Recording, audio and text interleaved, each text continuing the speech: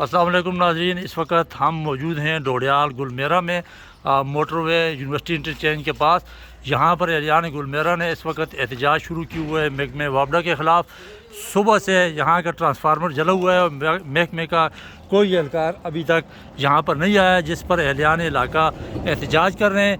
इन्होंने जो tourism road है हज़ारा यूनिवर्सिटी इंटरचेंज ता तरशीशा शराह कागान उसको बंद करने की कोशिश की, लेकिन मिशरान इलाका ने रोड बंद करने नहीं दिया कि भाई पहले हम अपने मुतालबात रखेंगे, अगर वो पूरे न हुए तो उसके बाद रोड ब्लॉक करेंगे। इस वक्त हमारे साथ मौजूद हैं आफ्ताब अंजम एडवोकेट साहब, साथ बल्दियाती नुमाइंदे भी मौजूद हैं।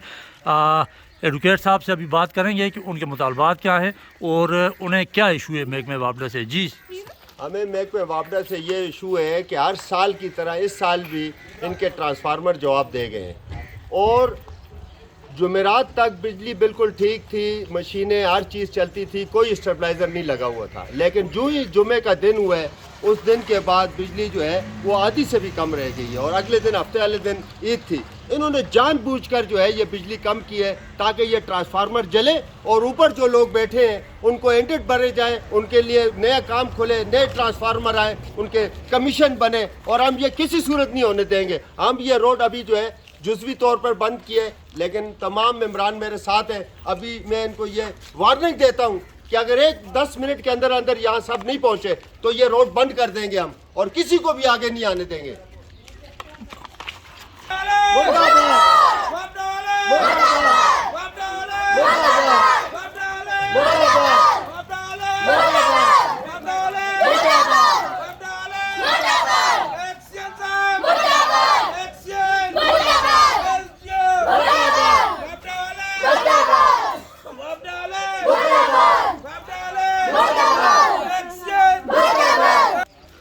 जी नाज़रीन, जिस तरह कि आपने सुना कि एहलियान गुलमेरा ने इस वक्त जो एहतजाज किया हुआ है, तो उन्होंने सादा मुतालबा रखा है कि 10-20 मिनट में वापडा के जो अफसरान हैं वो यहाँ पर आकर हमारा जो काम है रिपेयरिंग का इसको शुरू करें, बसूरत दीगर टूरिज़म रोड को मुकम्मल तौर पर बंद करके फिर एहतजाज बड़े एहतजाज किया जाएगा। जी।